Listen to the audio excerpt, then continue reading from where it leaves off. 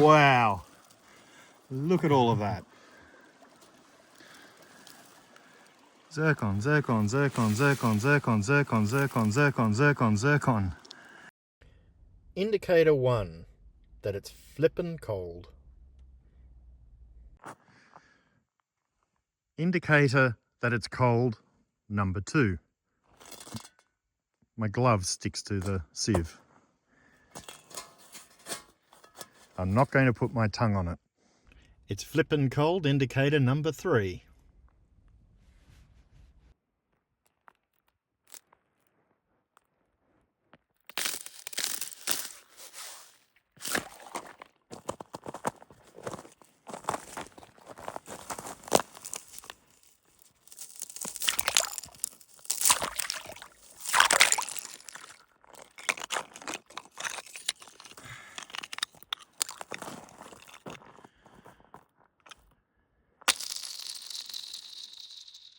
The hole you punched through the ice has frozen back over.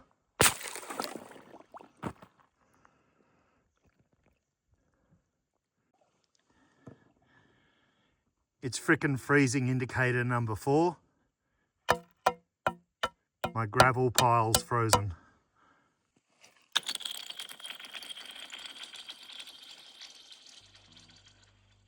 That's a great sound.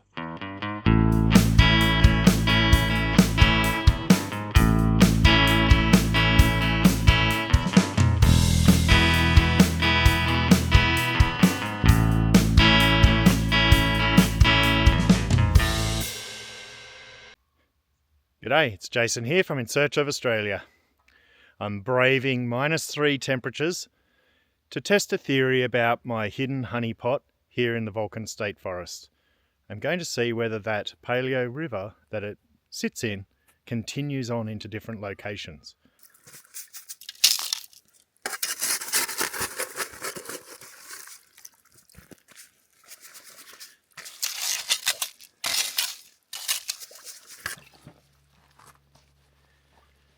That first sapphire was just from one shovel. I didn't really pan a lot or sieve a lot. And so now I'm going to try a full sieve and see what I get. And I have to sort of fit in this amongst ice. So that's good.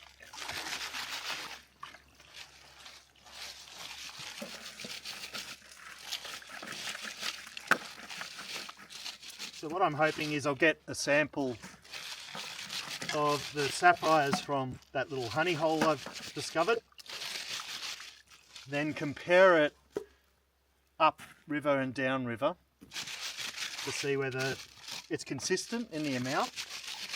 I already know it's going to be harder because I'm going to have to dig deeper the moment I leave the spot I found.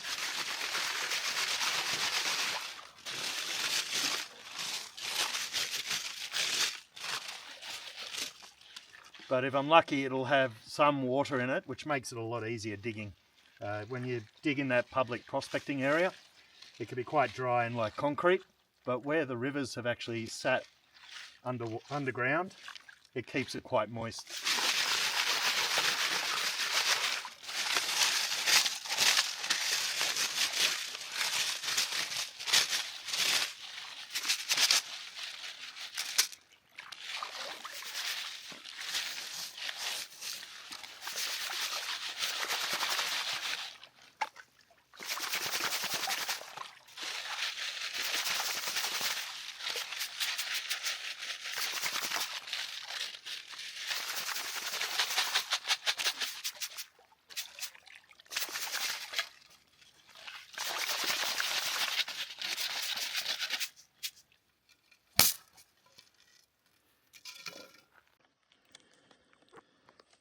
So this would be my starting point for the honey hole, and you can see how effective this hole is, or at least how productive it is. The fact that there's 2 sapphires straight away from just one sieve. There's 3 and a zircon. This honey hole I found here is really paying off in terms of small sapphire. I wouldn't say big ones, but they're all in the sieve. So I'm now upstream from my honey hole. Had to dig a fair way down, unfortunately, to get to the gravel layer. So I'm going to take about half a bucket just to test. You find that you do have a lot of digging. I've actually got one of these little kids spades because getting the leverage and getting right into things can be difficult. So this helps with these sort of, I guess, deep and narrow holes. I'm going to see if I can hit that gravel layer.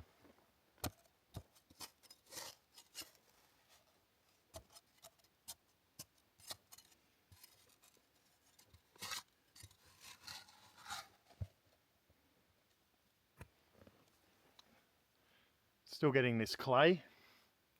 No good. I'm starting to think that it's way too deep here. So I'm going to continue on up this way, which, as I'll pan the camera around, you'll see that there's native forest or native trees sort of where the river is, and the forest just on the outer edges. I'm hoping that this ground hasn't been turned for the forest and may have some of the original layers here.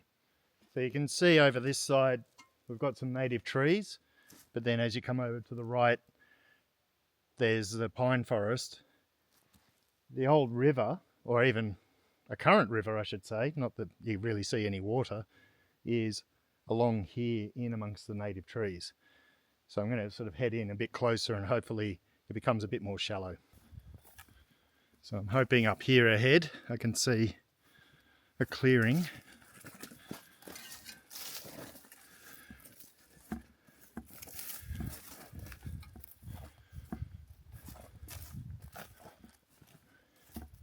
Even looks like grasses and things that have been swept over. Could be just the weight of the ice. Or the frost.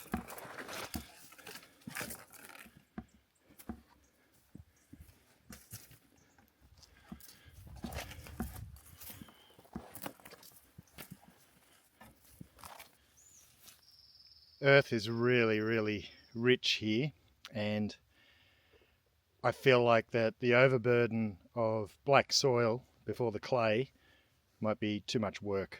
So I'm going to keep scouting around, hopefully find a spot where the river becomes a bit more shallow, I guess, relatively to the surface. I'll just let this worm get put back under the ground there and turn the sod back over.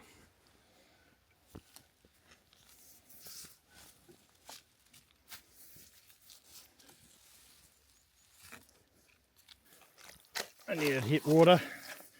It's actually big chunks of ice here.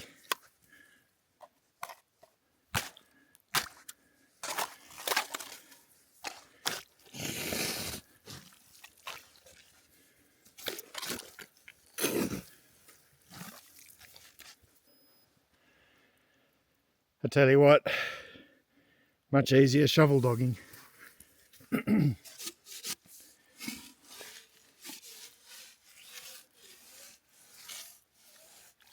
I'm sort of feeling a clay layer, like a silt layer. I'm just hoping that, again, it's not too deep. Well, it appears upriver, the overburden just gets deeper and deeper. So I'm going to try downriver and hopefully see some granite boulders, because that was my indicator last time. So the exposure of those boulders suggested it was a little more shallow, the overburden. So I've come downriver and I have exactly the same problem. Lots of grasses, lots of mud. I don't know how deep the layer is. I've started digging and found it was exactly the same. Well, the tests with the honey hole don't really work within the vicinity, so I'm going to use what I find here as an example to compare Native Dog Creek instead. So, bit of a pivot. Sometimes you just got to do that. And I'm hoping that we'll get a good idea which one is holds the most sapphires. I'm already thinking the most will be here, but will I get larger sapphires, which are far more worth keeping, at Native Dog Creek? Quite a few sapphire. I'd say it's about 12. Some of them are really deep blue. They look like they're black in here. 2 zircon and some random quartz that somehow ended up in here. So I'm at Native Dog Creek, Sapphire Bend. There was a honey hole that was well tested, so I did get a lot of little sapphires, nothing big. What I'm hoping here is I've got the potential of getting a larger sapphire.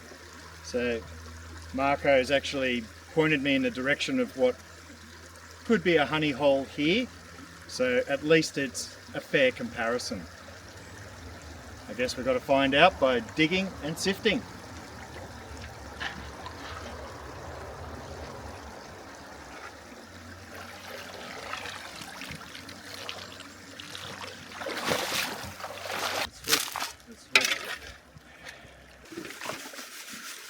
Oh, this water's cold. I forgot my gloves. Wow. Don't forget your gloves. Yeah, I was not pitching before when I was rinsing a bit on my arms there. Try again with gloves. And without falling in the river. So with Native Dog Creek, I've found the sapphires are fewer and further between. There's lots of zircon here. But in saying that, the sapphires tend to be bigger. And I haven't got my biggest sapphire here, but I definitely got probably one of my best sapphires here.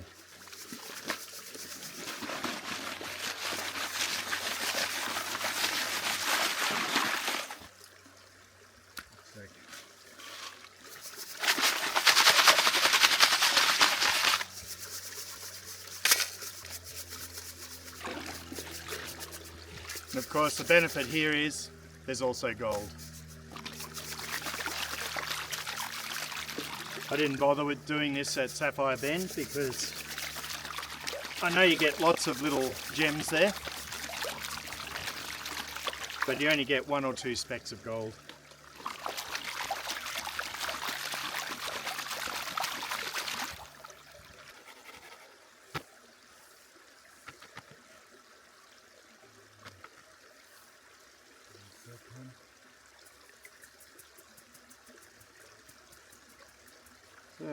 Not a bad little fleck of gold in there. Lots of little zircon. That's a good indicator. It's not something I'd really get excited about with the pan contents itself, but it does indicate that possibly in this sieve I've got something good.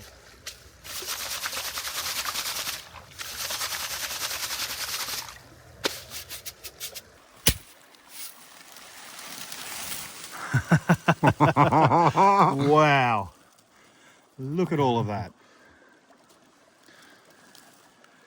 Zircon, zircon, zircon, zircon, zircon, zircon, zircon, zircon, zircon, zircon. Hopefully there's a sapphire amongst them. Nice zircon there.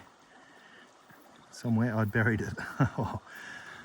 So Marco just flipped his sieve here, and smack bang in the middle is quite a nice sized dogtooth sapphire with a whole lot of zircon surrounding it. It looks like we've got some competition here. One of the other obvious benefits of Native Dog Creek is the gold. You can see here all the gemstones as well. This is in the pan. I don't tend to keep gemstones from the pan anymore, but it's nice to see the indicators. I don't keep a pan under the sieves at Sapphire Bend because you only just get 1 or 2 specks of gold there. Native Dog Creek should be called Zircon Alley. There's plenty of that. I didn't get a sapphire. Marco did, and it was quite a good one, and it seems to be what it's like here. You'll get nice sapphire, but they're just not as many. Native Dog Creek has gems and gold, so that already makes it a little bit more attractive.